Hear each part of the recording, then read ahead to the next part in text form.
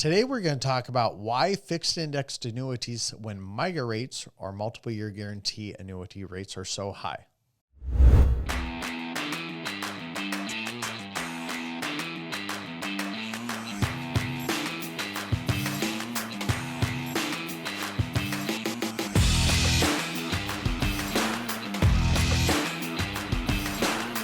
Hey everyone, this is Chad Owen. Welcome to this week's episode. This is my sidekick, Caleb North. Yeah. Caleb, I might be able to talk today. We'll see. Might be able to. But hey, you know what? I don't always talk about this, but remember, if you want a great IMO, field marketing organization, whatever you want to call, we've been called all sorts of things. Here's the reality. We're a marketing organization. We help you write annuities. That's really what we do. But reach out to Caleb North, and we are Retirement Realized Financial. If you are really happy with your actual organization and you've been with them a while and they do a great job, but you just want some training, then that's Retirement Realized Agents Academy. Yeah. We do not require people to be signed up with us to get our training. That's right. But it is not free. Right. It will cost you. And we have multiple levels. We have every level from, hey, I'm brand new to I really want to dig deep. And you know what? If you really want to dig deep, that's when you get me involved, and that's when it costs you a lot of money. But does it really? Because a whole year's membership can be covered in a $300,000 annuity. Yeah, that's pretty low. That's the thing that people don't understand is it really is easy in our business to do very, very well. Yeah.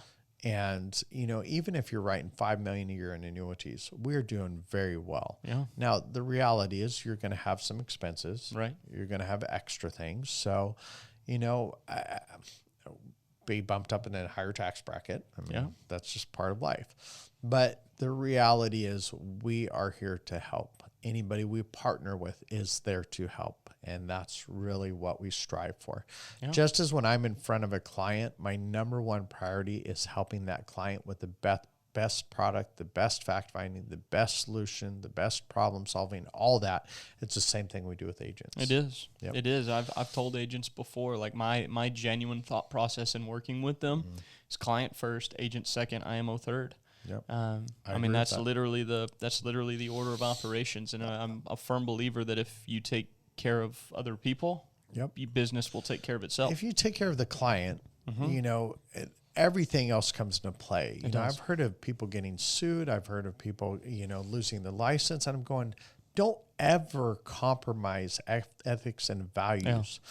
But that all has to do with what we talked about the last podcast about excellence. Yeah. Everything has to be done in excellence. Now, I'm a strong believer. I've been that way for many, many years. I work for the kingdom. So therefore, my greatest expression of my appreciation of what God has given to me is how I give it to others.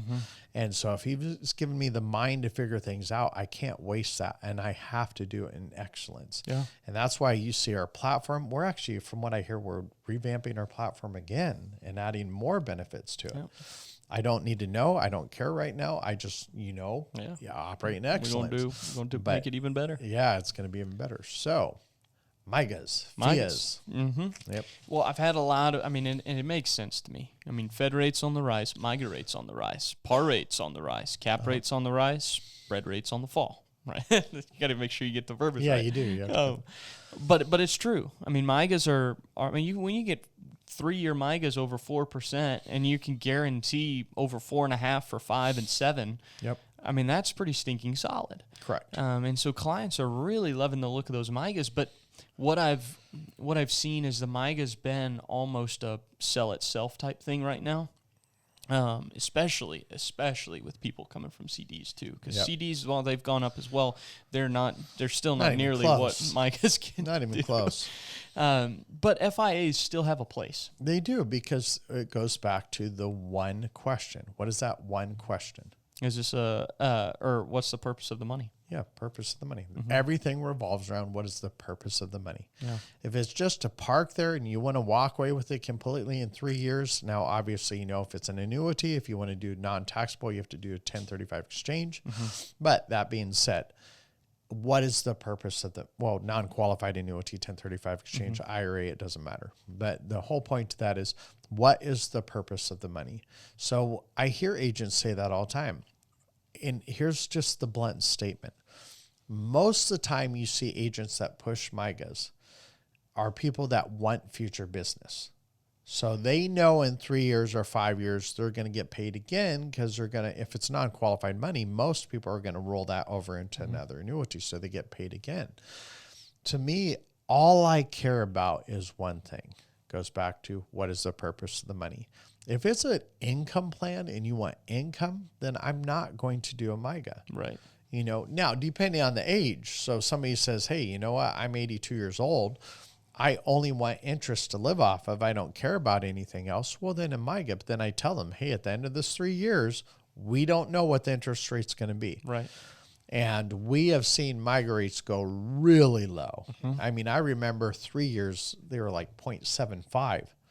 Wow. They were really low. Was that back in LE? It would have been a while ago. Yeah. It actually wouldn't have been that long ago. Was it just like 1.25 about 6 months? No, that would have been longer than that. It probably been about 2 years ago. 2020. Yeah, so it probably would have been about 2 years ago. But the point is, your payout percentage in a fixed indexed annuity with an income rider is almost always going to be higher than 3 or 4%. So obviously, depending on the age, single, joint, lifetime payout. Right. So I rarely write MYGAs. It's just not that often. Am I losing future business? Yes, I guess, but it's not my money. Right. My job is to find out what is the best for what they want it. Right. Do they want to plan for living or plan for dying? If they want something that has an income type on it, you've got to do an income rider. And I know there's other ways that people do that, and I'm not knocking it. Sure. I'm just saying, if you're talking straight guarantee, no matter what, you have to have an income rider. Right. That was actually the first thing I put down, was why FIAs when MYGAs are so high. Well, income needs. Yep. I think too, like, sure, the MYGA rate, you've got a guaranteed rate there.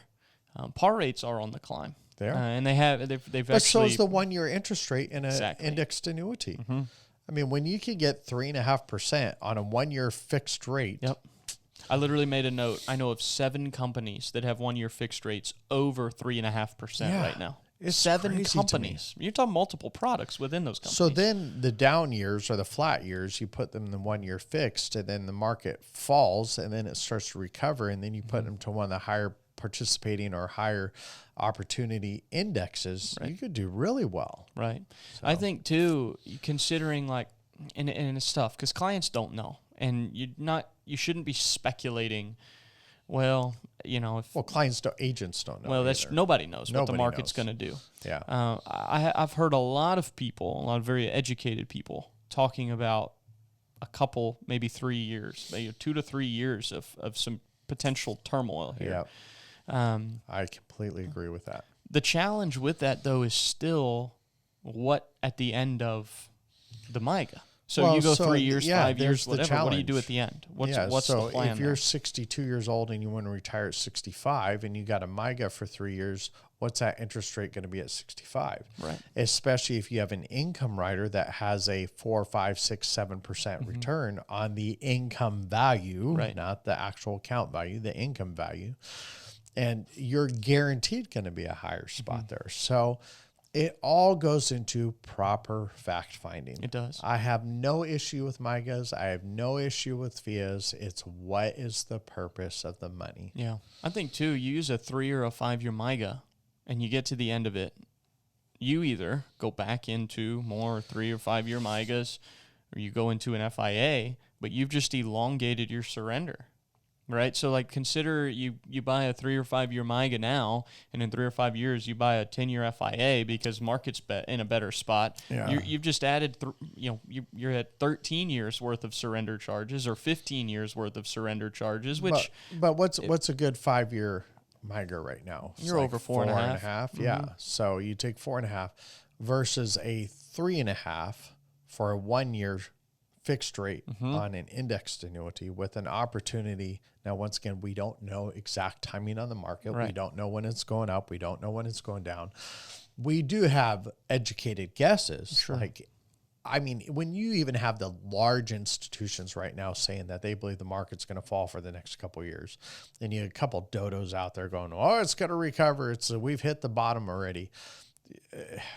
I mean, we've already heard that. We heard that about what?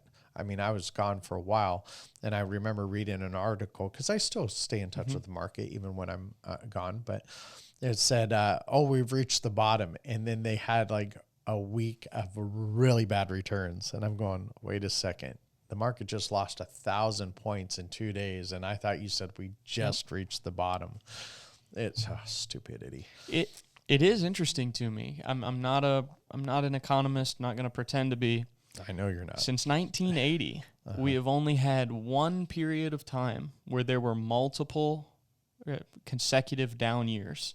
It was from 2000 to 2003, and that came on the coattails of a 5-year run. I think it was 5 years that totaled 130-something% increase in the market, and then it came down. Last 3 years was the best 3 years in the market that we'd had in the last decade, the best 3-year period. And here we are. Now, obviously, there's other things at play. You can't just follow the patterns of the S&P 500 and try to make some kind of prediction. When you have stocks, bonds, mutual funds, and commodities all being beat by cash, now granted, that's depending on whatever day you're looking at it, but it happened in 2018 as well. Right. We don't know what's going on. We don't. That's why I love the indexed annuity. I love the MYGAs. I really do. I like both of them because you know what? I can look my clients straight in the eye, and I say, hey, you know what? If you have a FIA, your worst return is 0. Now, if you have an income rider charge, of course, you got to let them know what that fee would be, because there are some people that say flat out, they go, oh, you'll never lose money in this. That's true due to market volatility. But if you have a 1% fee on there for the rider, then of course their account value could go down for the next 10 years. So you just have to be very straightforward. Clients don't like surprises, and neither do I. Yeah. Especially when it has a negative impact on their retirement or their money. That's true. So make sure you disclose everything. Yeah. That's why you go over the illustration. If you follow our platform, you'll see how I go over the fact finder, how I go over the presentation, how I go over the illustration, and that helps you. Once again, the fact finder is going to tell you, do they need a MYGA or a FIA? Yeah, it's true. Will you, and I guess you'll probably kind of consider the current situations when these come up, because this year, if you've sold an FIA, you've encouraged clients to go into the fixed account. Yep. And then and you're emphasizing this, when you get your reallocation statements, reach back out to me. Always give me a call. Always give me a call. I say that to every single person multiple times. Yeah. I say that when I'm in the appointment. I say that in the policy delivery. I mean, I go over it multiple times. Do you foresee yourself using more 2-year strategies next year when you get these clients calling? No? No. Okay. I'm just not a 2-year strategy person. Yeah. I didn't know if, and I'm because not of saying market it's wrong, conditions, you would because try there are some people that are definitely. Why would I do that when I could get them 3.5% in a 1 year and let it continue to fall instead of putting them in 2 year? Then I know it's still in 2 years. Is it going to be back to where it was? We don't know. I don't know. I mean, I guess if you look from 2008 to 2010, I believe the market was still lower in 2010. And I think 2011 too. I'd actually even say maybe even to 2012. And I'm just going off of pure memory right now, but I think if you're in the top of 2008, the highest in 2008 to the highest in 2012, I don't think we had recovered yet. So that means 4 years of 2008, you would put in 2008, 2009, 2010. So that's 2 full years. You went 2010 to 2011, 2011, 2012. That means you have 2 2-year cycles. So 4 years total that you probably didn't make anything for the client. Yeah. Now, I'm not saying there aren't strategies out there that didn't perform differently. Sure. I'm not saying that. I mean, we have couple hundred insurance companies. Each company has 10 to 15 different products. Each product has 5 to 15 different indices. So I'm not saying that hasn't happened. Well, a zero in an annual point to point is a whole lot easier to swallow than a zero in a 2-year point to point. Holy smokes. I remember one time, and I hate this, but is when I first got into the business, they came out with a 5-year point to point, and I put probably 4 clients into that. I'm sure par rates were absurd, and none of them did that well. Yeah. And I hate that. Still to this day, if I could go back, if you say I could change anything in my entire business, but I did what the FMO said, I did what the insurance company did, I did my research, all their illustrations looked like it. I mean, everything looked like it worked. Right.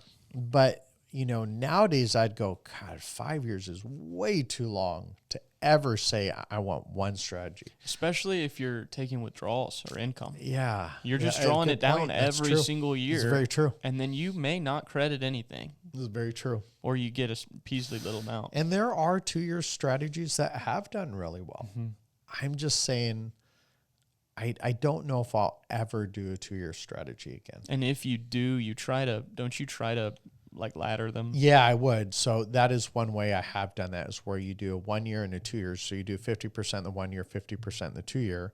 Then the next year you move that 50% 1 year into the 50% 2 year. Then every year you're having some sort of potential growth. And it's easier, quote unquote, to time the market. There's no such thing as timing the market. I mean, when I have some very, very, very wealthy people that I know that, one guy's a billionaire, multi-billionaire, and I'm talking to him, and he's in a stage of life where he's got so much money. His whole life is where do I give to now? I mean, that's literally his whole life. Pretty good way to live. I guess, yeah, I guess spend time with my family, and where do I get to give? And he's going, Chad, I don't know where it's going. And now this is a guy that's built, I mean, I'm not going to name the companies, but he's built major companies that anybody knows the name of. And he's telling me that, way smarter than me. And when they tell you that, so when somebody tries to sit there and say, well, I can do a 3-year point to point, and I think it's going to do better because it's a higher participation rate. A higher participation rate of zero growth is still zero. Yeah, it is. So with that in mind, if you came across a client, their income was taken care of, they have no income need whatsoever. It's literally let's just so 100% we've checked if they die, if one's died, if they're both 100%. Okay, it's so like we've checked everything. Yeah, like one of those clients you had last year where they just had bukus of money, their income is crazy pension, very low expenses, no debt, joint lifetime payout. I know exactly who you're talking about. There's no way they're ever running out of money. No, never running out of money. Okay. That type of scenario, are you selling a fixed indexed annuity for just protection and growth, or would you sell a MYGA in this market? Oh, even boy. for say a 65-year-old, even just a 65-year-old. I still would probably go with the FIA. Yeah. Yeah, I would probably just recognize and disclose like, hey, the first few years here may not quite look. Oh, I tell them flat out, you could make zero. Yeah. Now, if you're doing a 1 year fixed strategy, I'll say, hey, this is your fixed rate. This is what you're going to get. But I have no problem with telling a client there is a possibility and a likelihood that during this 10-year time frame, you are going to have 0 years. Oh, yeah. I have no problem telling someone. Well, I mean, we just had a gold mine of a 10-year period, and we had the last 10 years, and there was what, 2 or 3? Three? Yeah, 0 years? Yeah. So, or negative? Yeah. Yeah, if you're talking annual point to points. And of course, it's because we get people that say it depends what month you put it in. You know, I mean, there's a lot of different determining factors there. Yeah. But, I always err on the side of being too conservative and making sure I am overemphasizing the possibility of a 0% return. Yeah. I have no problem talking to them about that. But I say, hey, there's years where we made 10%, 15%. There's years where we made 0 minus your rider fee. Yeah. So I don't have a problem. It's people want honesty. That's really what it comes down to. That's true. So just because MYGA rates are super high, and clients may be asking about them, and I'm sure they are. I've talked with agents, and clients are asking about MYGAs. I mean, like left and right. They want those guarantees, but make sure you still do a full fact finder and assess if there's an income need or not. What is the purpose of the money? Yeah. Okay. So I hope this helps you guys. You have a great day, and of course, happy selling.